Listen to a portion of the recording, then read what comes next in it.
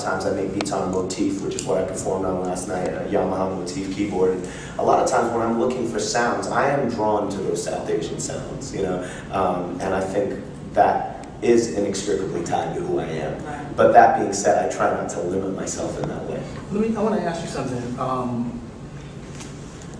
As a musician who, you know, in terms of just understanding music and the history of music and how music comes together and understanding the unique aspects of music that come out of hip-hop, can you point to, beyond samples, can you point to artists and even within your own work where you feel that there's something intrinsic to South Asian music that is being added to hip-hop?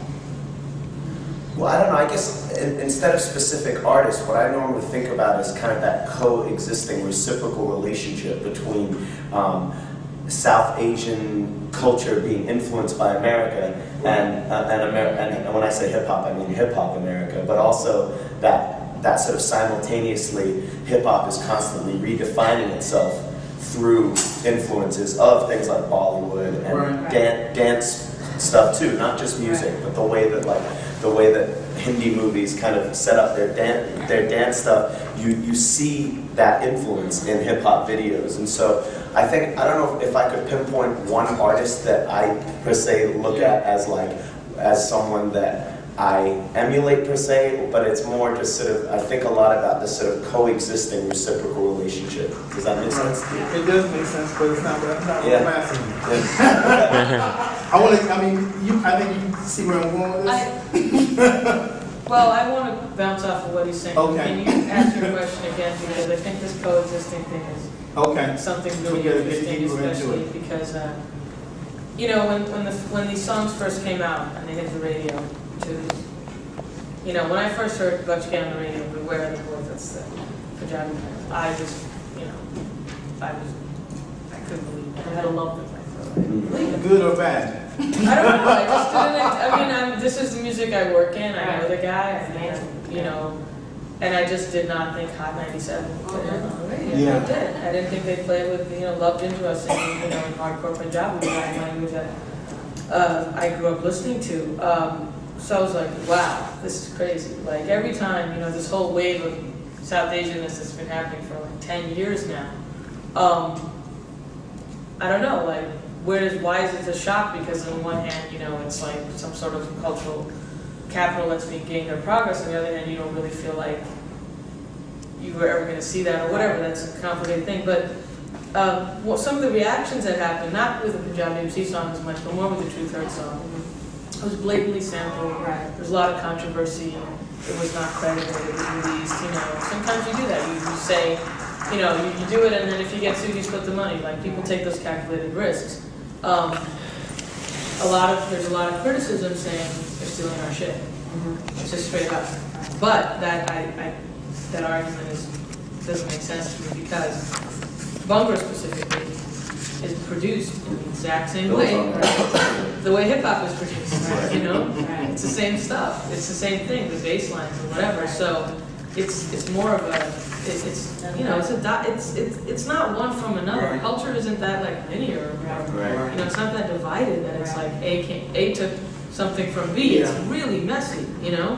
And like the context in which Bhangra is produced in the UK has its own politics, history, whatever. And there's a definite longing for acceptability through like hip hop as an exit. I mean, last year, all these Bhangra producers, yo, we want to do a collabo. Can you get us on our song? We need to get like, you know, Vibes Start to Can you get us this one or that one? And some of the more funded labels out there pay exorbitant money to get mediocre guest, you know, vocals on things, and kind of messed it up because a lot of times, especially in mixtape circuits, it's done on a One Love kind of drop something on my tape and drop something on yours or whatever. So I mean, it's mixed, it's messy, it's, you know, it's not as separated as thing. It's not. Yes, DJ Quick took that sample and didn't think about it, but by and large, you know, it's a much more, you know, like Bhangra is produced with a blueprint of hip hop, and so now there's like this thing that's going back and forth. Can I pick up on that and ask Chee and Abstract Vision, if A and B is not as fixed as we might think of this more of a dialogue, as you're saying, is A and B borrowing different from A and C? So what I'm going to ask you is a question I always get when I am asked about what you folks do, which is, how is the way some South Asians adopt or embrace hip-hop different from how white youth adopt or embrace hip-hop?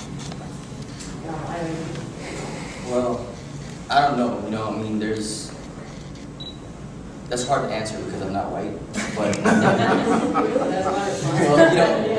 I don't know, to me, I grew up on hip-hop. I've always said that it's been a learning tool. It's how I learned English. How I learned to assimilate, so to speak. And I grew up in a pretty much neighborhood that was all people of color.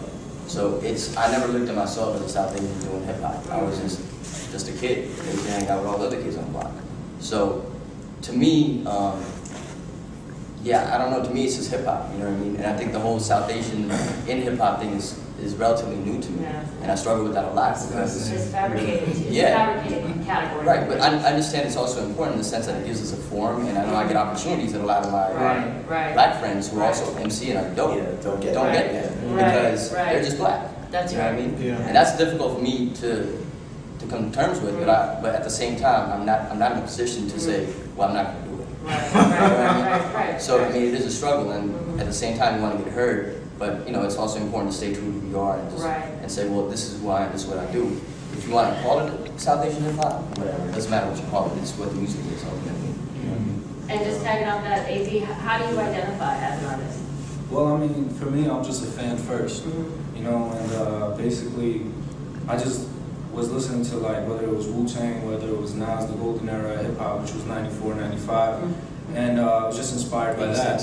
86. I was born in 86. I was there, yeah. But 94, 95, a lot of great albums dropped, and they did a lot for me. So I was just inspired off that. I was colorblind, and basically, the title of being a South Asian artist or being a white artist, man, I'm just an MC. That's what I do. You know what I'm saying? As simple as that. That's it. I want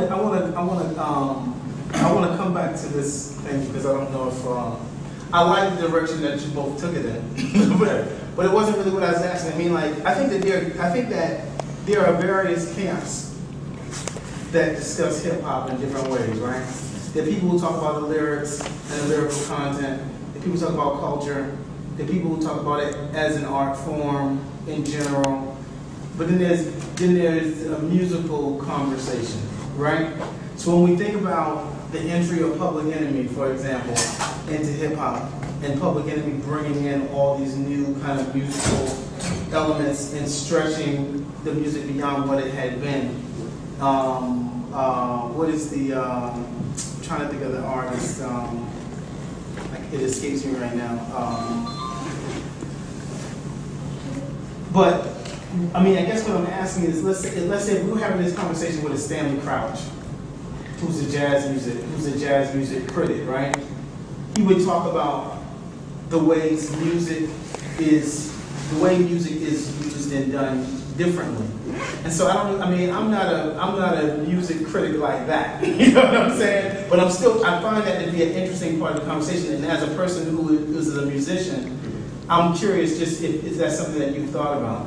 So I'm still not totally not not totally clear where you're going with it. So you're wondering if I'm understanding you correctly. I think I'm missing here, but you're wondering do I follow the way that hip hop changes sort of musically and the role of culture in that?